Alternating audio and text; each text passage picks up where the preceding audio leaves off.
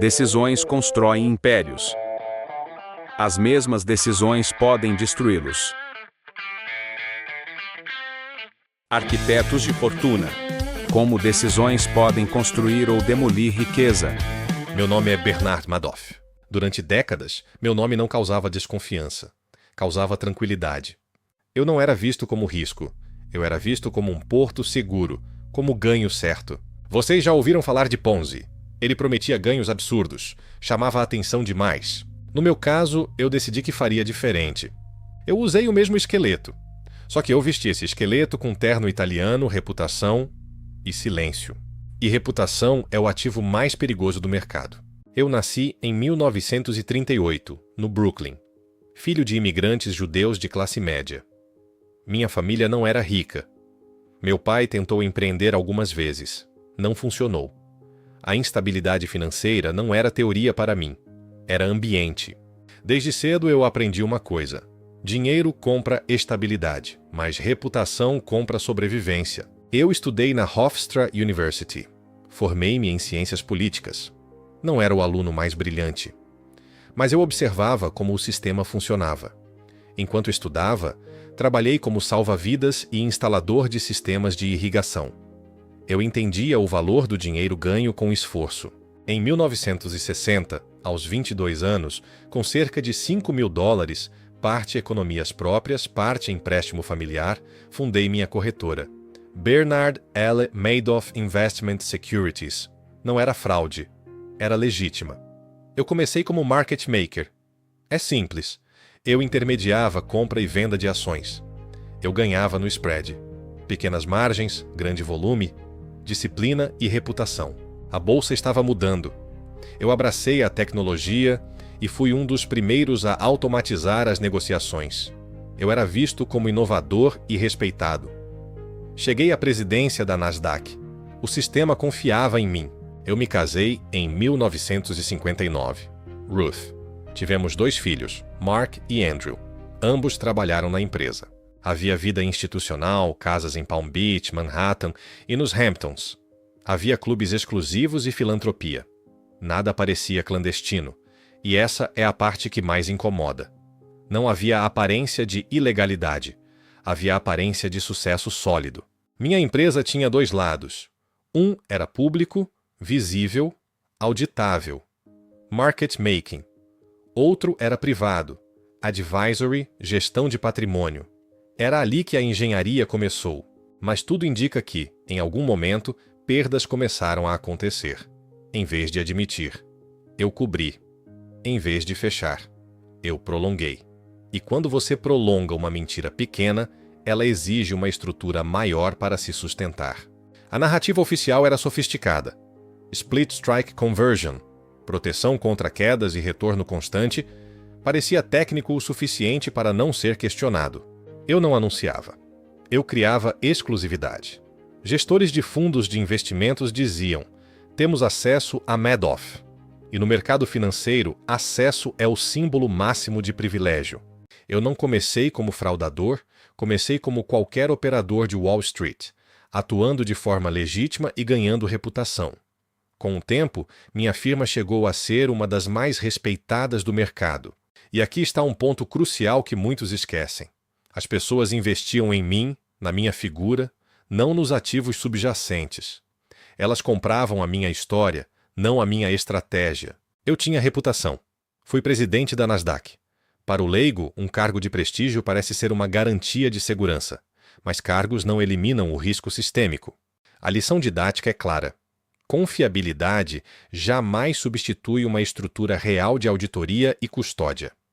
Se você investe apenas porque confia em alguém, você já está vulnerável. O mercado não confia em números. O mercado confia em símbolos. Eu construí um símbolo. Eu tive uma corretora real, um negócio real. Eu me posicionei onde o sistema respira. Execução, fluxo, presença institucional. Eu fui liderança na Nasdaq, e isso não é um detalhe. É a senha emocional. Eu ocupava posições de destaque em ambientes onde confiança é moeda. Quando você ocupa lugares assim, as pessoas não perguntam como funciona. Elas perguntam como eu entro. Eu não precisava vender retorno. Eu precisava vender acesso. Existe uma coisa que o investidor ama mais do que ganhar dinheiro. É não sentir medo. Ele quer paz. Volatilidade assusta. Oscilação dói. Eu oferecia algo melhor.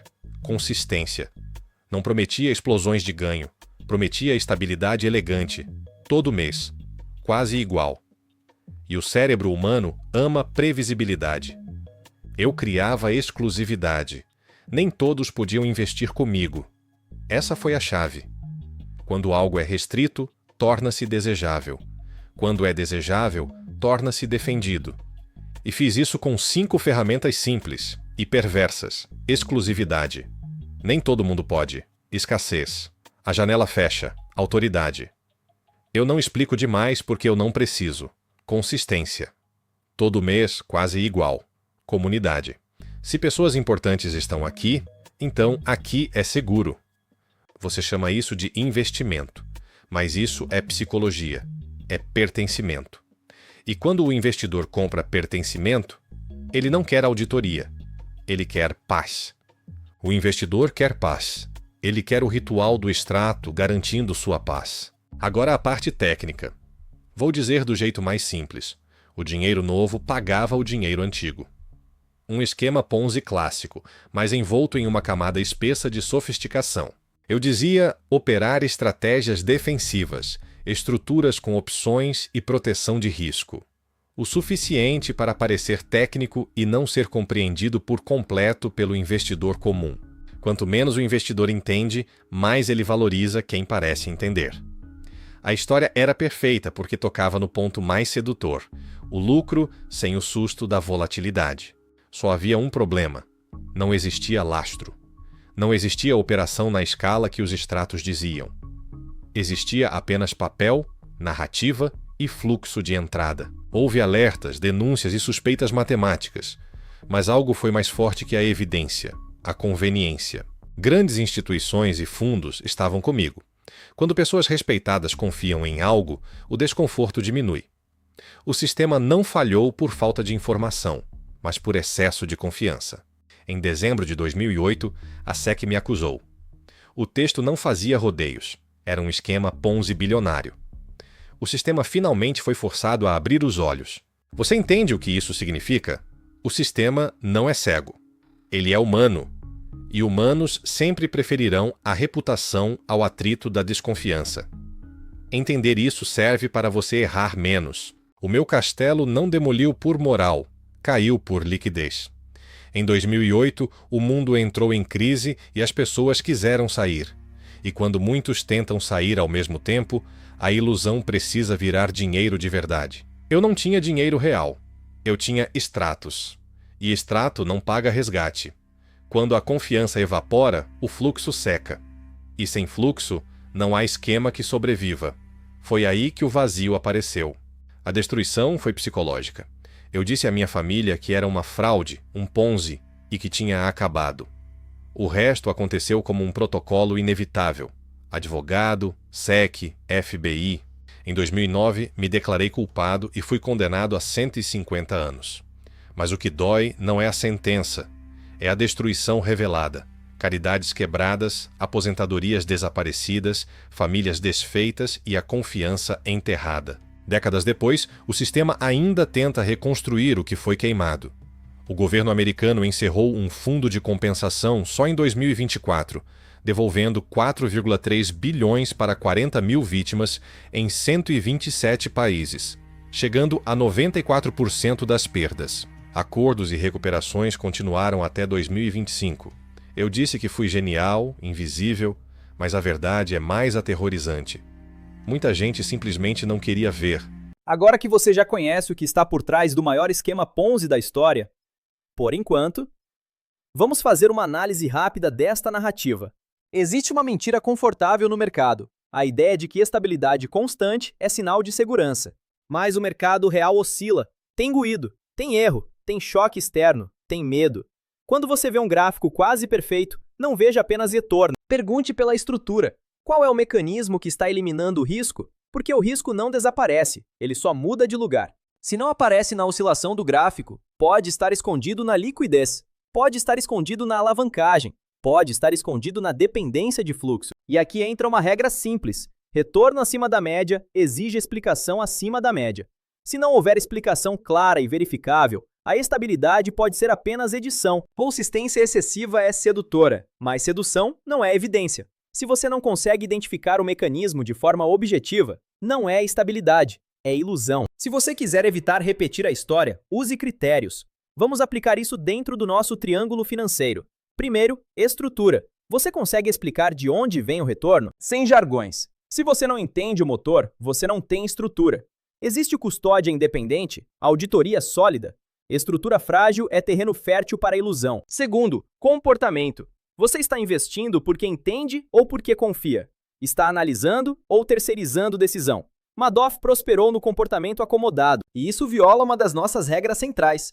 Nunca delegue aquilo que você não compreende. No J Finanças, a responsabilidade é sua. Terceiro, consciência. Você está avaliando risco ou apenas retorno? Você sabe qual é o pior cenário possível? Consciência não é pessimismo, é proteção. Para facilitar ainda mais, use esses critérios para evitar o próximo Madoff. Não deixe a emoção tomar conta de suas decisões. Primeiro, você consegue explicar de onde vem o retorno? Sem jargões, sem frases técnicas vazias. Se não dá para explicar de forma simples, você não entendeu. E se você não entendeu, você não deveria investir. Segundo, existe custódia independente? Quem guarda o dinheiro não pode ser o mesmo que diz quanto ele rendeu. Terceiro, a auditoria é sólida e reconhecida. A auditoria frágil é convite para manipulação. Quarto, existe transparência real? Você consegue verificar operações? Ou só recebe extratos? Extrato não é prova de existência de ativo. Quinto, a liquidez é estrutural. Ou depende da entrada constante de dinheiro novo? Se depende de fluxo, você está diante de fragilidade. E por último, a principal justificativa é reputação. Se o argumento central for, ele é respeitado, grandes investidores estão lá. Pare.